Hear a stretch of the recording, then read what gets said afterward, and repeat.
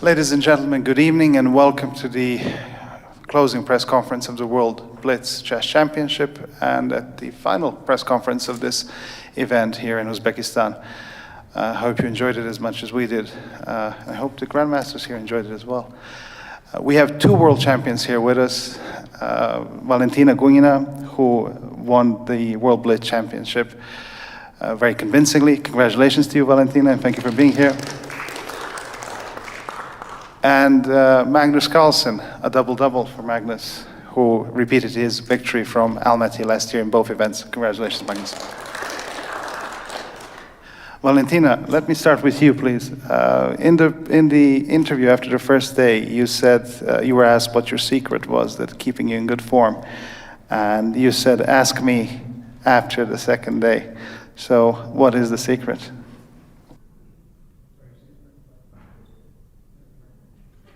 Okay, yeah, because I have a lupus.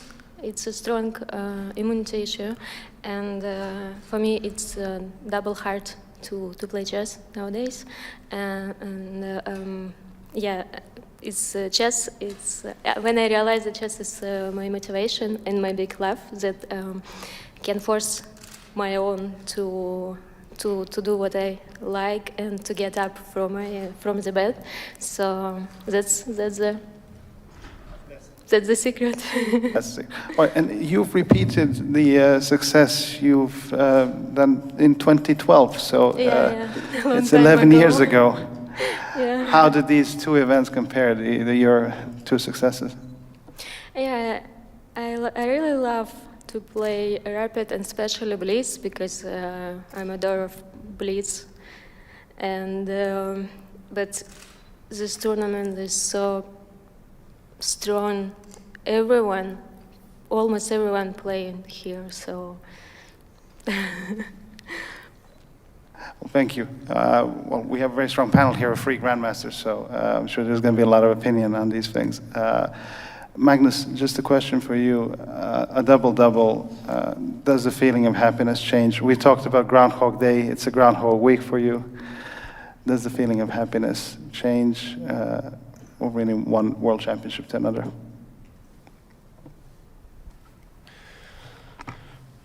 Yeah, I'm honestly just tired and a bit numb almost. So I'm very satisfied with the performance and especially the result. But yeah, happiness is it's hard to. I think that will come later. Right now, just mentally a bit gone. You're a bit drained. All right. Well, to help us understand these things better is another world champion here, a great name, who is helping us for the past few days understand the games better, Vishy Anand. Thank you so much for being here with us, sir. You can look at these things from a bit of perspective and a bit of distance now, and a lot of experience, of course. What went through your head when you achieved successes similar to those that Magnus and Valentina have done today? Of course, this format kind of came really late stage in my career. I did manage to win it once. I don't know what I'm supposed to press. I thought it was okay. Yeah, I won one rapid and had a tied for second in the Blitz in 2017. So really, in order to remember the emotions, I'd have to go back to the Mainz Chess Classic or the Amber tournaments and so on. But yes, I sort of recognize both Valentina's happiness and, let's say, Magnus's fatigue. Sometimes you can have a bit of this, sometimes you can have a bit of that. Yeah, that's sort of what you remember. And before I open the floor, just one question, if I may, both to you and Magnus. Both of you have won a lot of prizes, including the best prizes in chess. For Magnus, this is a 17th World Championship title in a different category. Do you ever go down wherever you keep your prizes and medals? Do you ever have that walk down memory lane, sit and think, this happened here, this happened there, the ideas you have, touching them, thinking, just reminiscing of the past as you look over these things and touch them? Vishy, do you want to start first? You asking me? Yes, first you, and then I'll go to Magnus. Yeah. 'Cause you have Yes, more of a distance. I'm actually have most of the trophies in my workroom, and once in a while, when I'll remember something, I will look at the trophy, or in fact, it's the other way. My eyes will glance on a trophy, and I'll remember a story. Yes, those are beautiful memories. What about you, Magnus? Do you walk down your hallways, I guess, of trophies and think about remembering the days? Yeah, I have some of my recent trophies in my apartment in Oslo, but I guess most of them are in my parents' house. And no, I mean, I think the time for being nostalgic can come later. Thank you. Fair enough. Valentina, where do you keep your medals? Where do you keep your medals and trophies, by the way?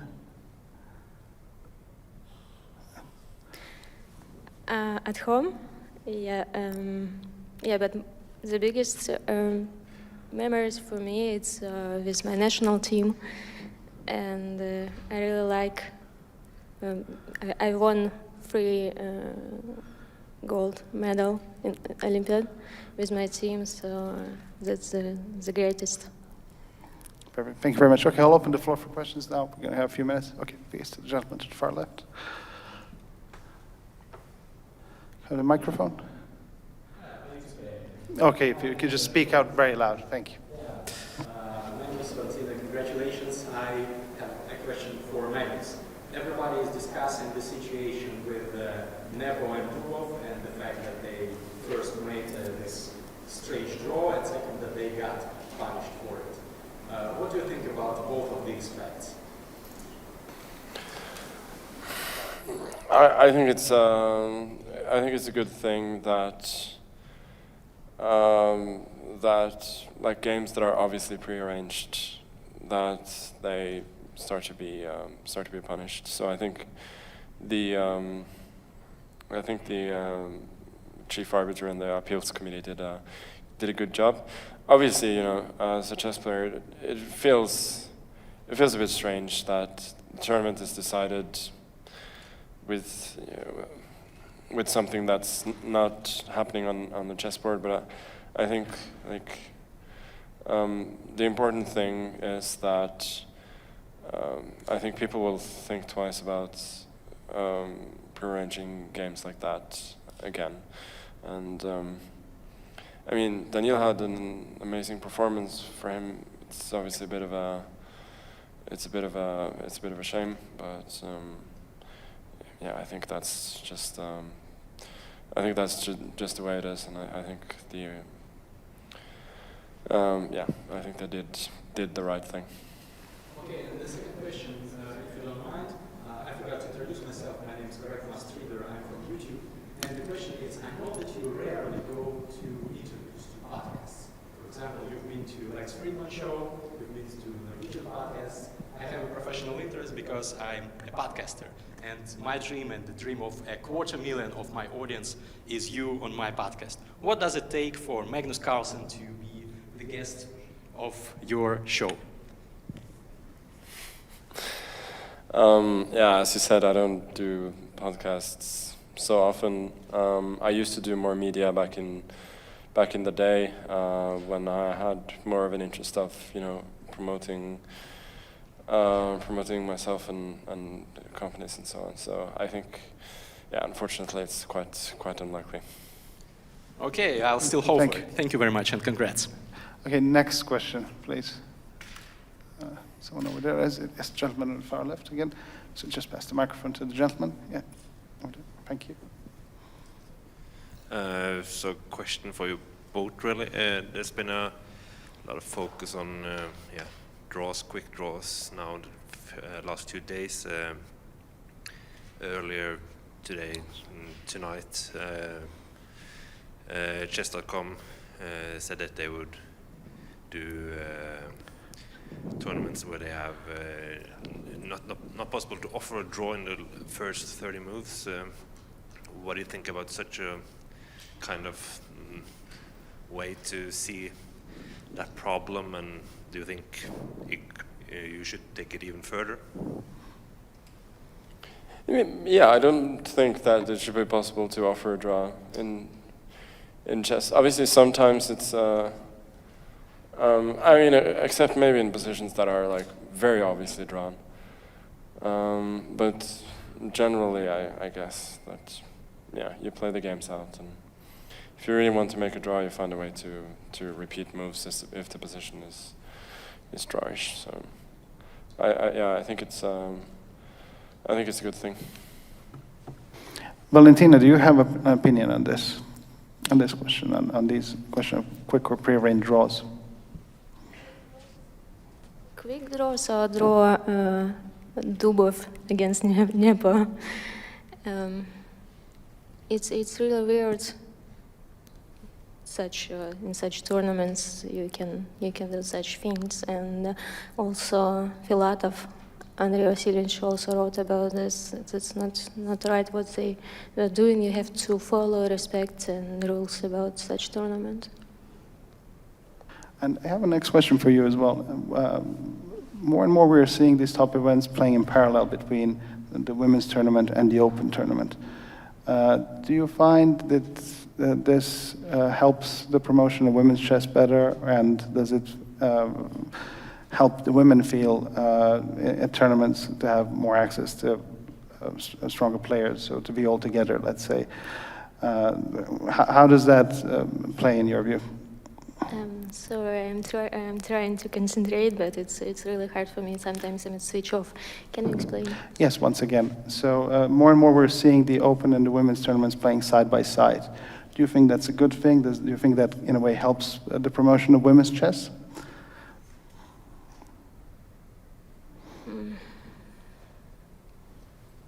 It's hard to. Have to say. Yeah, Okay. to say. Thanks. Sorry.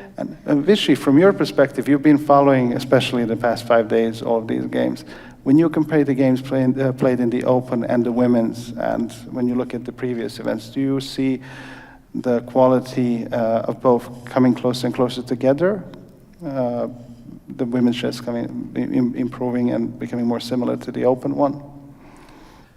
Well, broadly speaking, I think women are nudging upwards, and but here the focus is so much on entertainment, and I don't have time to, and there's just so much material, it's very hard to do any qualitative analysis. Fair point, fair enough. Next question over there, please. Yes, you. Congratulations both.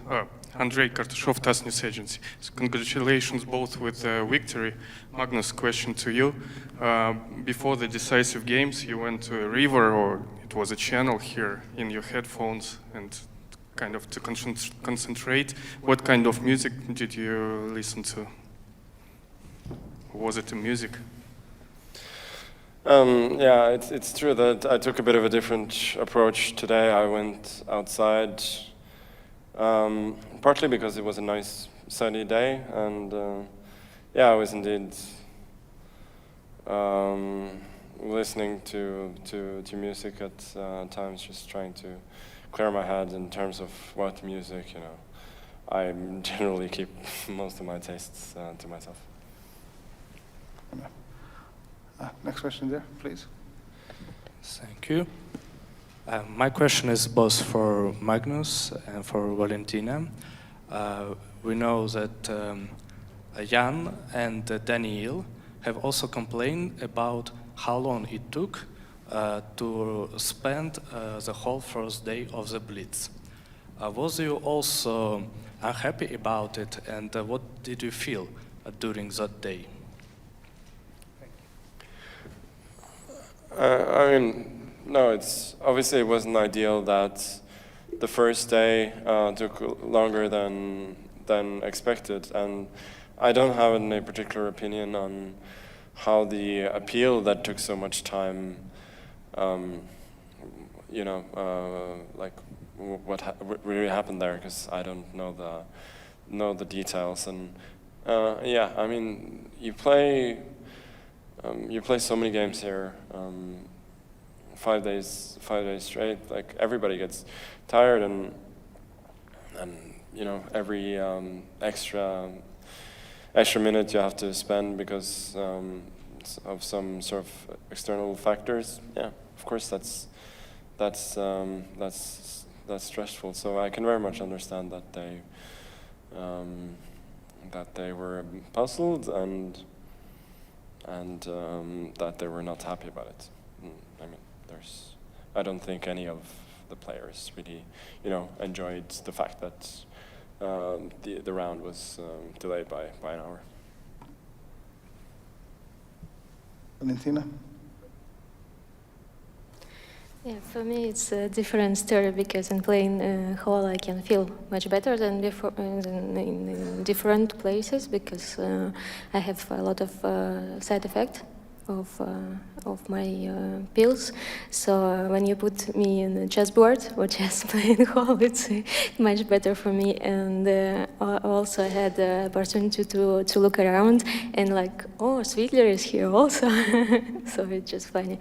Yeah, but okay, it can happen with everyone about this problem with clock.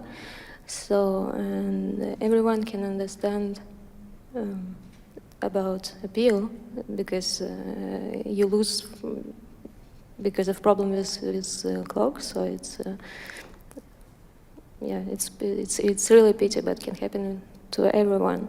Yeah, and because of a lot of Russian players, so we had a lot of funny time with Russian girls. So. Thank you. Okay, let's gradually wrap it up. I think there was one more question somewhere. I saw it there, please. Yes, please go Magnus, ahead. yes, the question for you. What do you think, who is the best chess influencers these days? It can be a person like yourself or Hikaru, or it can be also an organization like chess.com.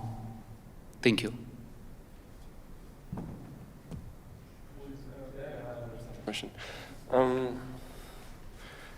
Yeah, I think there are many people who do good things for chess worldwide, but you know, I'm not a chess influencer myself. I'm a chess player, so it's better if somebody whose main job is to popularize the game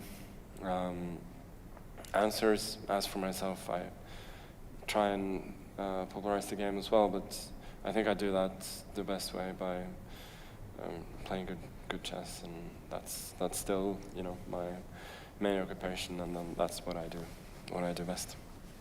Thank you very much, Magnus. Well, I think that here we have is it chessbaseindia? You want to ask questions? Okay. Микрофон, пожалуйста. Just wait for the microphone, please.